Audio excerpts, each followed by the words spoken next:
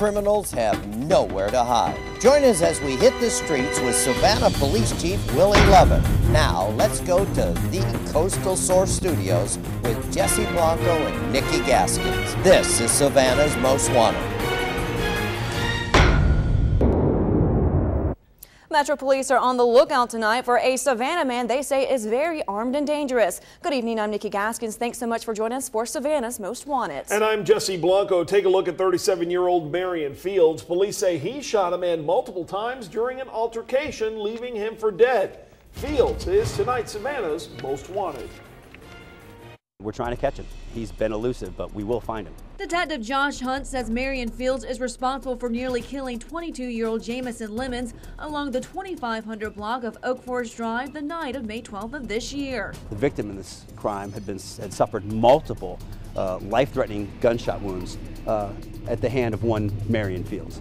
After he was shot, Lemons quickly ran from his attacker. Even with the injuries he sustained, which were extraordinarily serious, was able to run from the block here through the cut a good 200 or 300 yards almost to the apartment where he knocked on the door and asked for help. Lemons was then immediately transported to Memorial Hospital with life-threatening injuries. Marion Fields, the suspect in this incident, actually lived here in the apartment complex at the time of the shooting. However, that's no longer the case, and police have had a difficult time tracking him down. We've been looking for him throughout the Savannah area for the last 5 months. Actually chased him from a house in Tatumville about 2 months ago and almost had him. Inside the house, we found crack cocaine and a large caliber revolver, and we believe that revolver we found was the one that was used in this crime. So far, the motive for the shooting still isn't entirely clear. It appears that there was some sort of personal disagreement between these two people, and that's what led to the shooting. According to Detective Hunt, Fields is no one to mess around with. He's been implicated in aggravated assault in the past.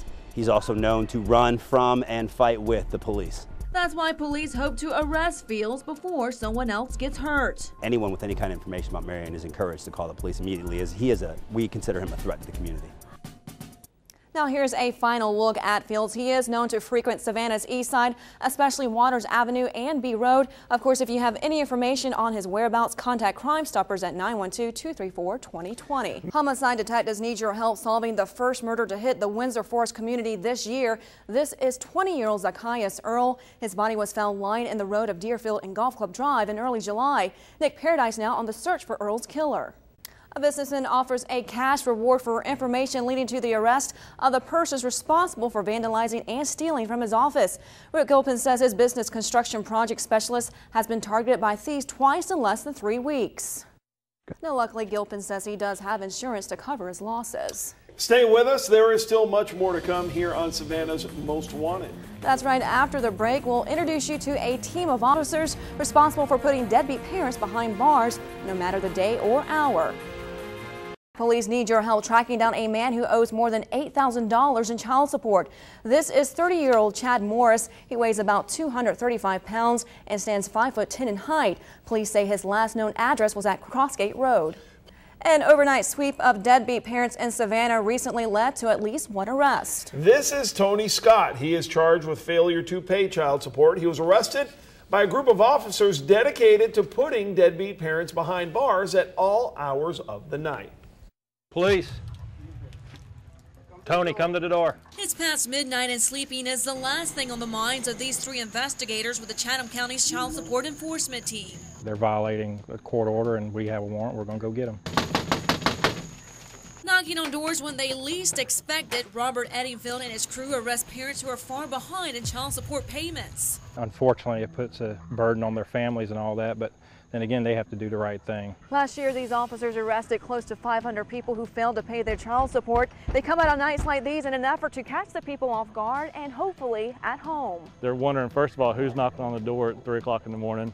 Then they're wondering why the police are there, and then all of a sudden they're, oh yeah, I have a child support warrant. Jamie Gerald says he and his partners often rely on tips to track down these parents. We clear a lot of warrants on average by doing this. Already, the officers have made close to 300 arrests this year. However, they say they do this as a last resort before they track down the parents. We seize the tags off their vehicles. We go after their licenses. Edenfield says while they can't locate every deadbeat parent right away, the law will eventually catch up with them. It's easier if they go ahead and turn themselves in now versus us chasing them down later on. And turning themselves in will also prevent any late-night surprises from these guys. Now, last year, the Chatham County Child Support Office collected more than $9 million from child support violators. Stay with us. We have a few captures to tell you about when we come back. And welcome back. Some good news tonight. Metro Police have arrested a man accused of killing another man at a Savannah IHOP.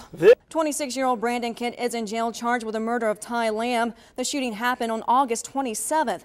Lamb was shot and killed when a man came over to see a motorcycle he was selling on Craigslist. Kent sped off on the motorcycle before police eventually caught up with him. Still ahead on Savannah's Most Wanted, a family looks for answers in the disappearance of their loved one. Next, we'll introduce you to a man by the name of Randy Williams. His loved ones say he vanished without a trace 5 years ago. Emotions are running high for a family whose loved one is still missing. 20-year-old Randy Williams hasn't been seen in 5 years. His family desperate for answers. But I know he is dead. The last time Patricia Bush ever saw her son, Randy Williams, was on October 18, 2004. If he was alive right now, he would have got on the phone, he would have, called to let me know he was okay. So far, that has yet to happen. While not even police know how the 20-year-old vanished, Bush believes he was murdered over drugs. I know he used to, smoke marijuana. And thinks that it was a drug deal gone bad that led to her son's untimely death.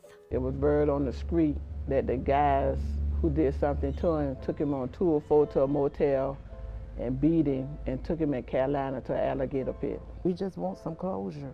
Lavitria Williams says not knowing what happened to her nephew is beyond difficult. It's just frustrating because, somebody knows something. The case still remains open, and detectives are searching for answers into Williams' disappearance. Somebody knows something, but they're just not talking.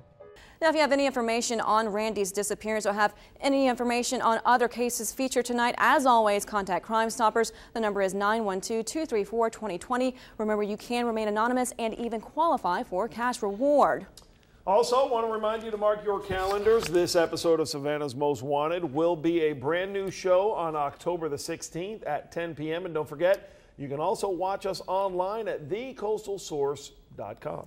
And remember, hopefully with all your help at home, we can continue getting the bad guys off the street. Absolutely. For Nikki Gaskins, I'm Jesse Blanco, and all of us here at Fox 28, have a good night.